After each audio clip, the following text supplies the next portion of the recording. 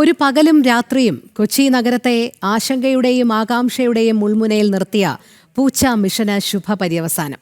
Kaloor stadium ഭാഗത്തെ metro പില്ലറിൽ ദിവസങ്ങളോളം കുടുങ്ങിയ പൂച്ചയെ അഗ്നിരക്ഷാസേന അംഗങ്ങളും ആനിമൽ റെസ്ക്യൂ ടീമും ചേർന്ന് പുലർച്ചെ 1:30 രക്ഷപ്പെടുത്തി താഴെ എത്തിച്ചു. പൂച്ചയെ പിന്നീട് തൂപ്പുംപടി മൃഗാശുപത്രിയിലേക്ക് മാറ്റി.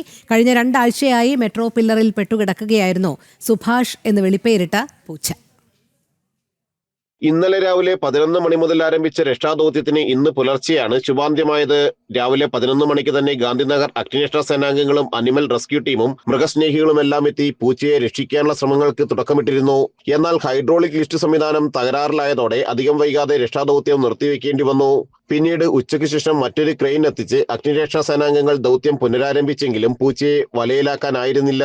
രക്ഷാദൗത്യത്തിനായി 17 മിനിറ്റ് മെട്രോ സർവീസ് നിർത്തിവെക്കുകയും ചെയ്തു.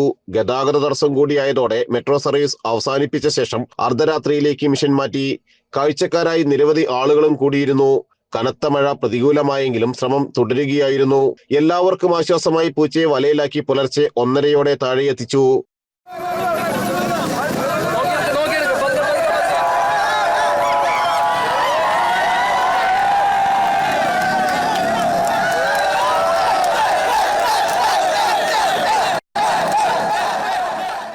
പിന്നീട് മൃഗാശുപത്രിയിലേക്ക് മാറ്റി.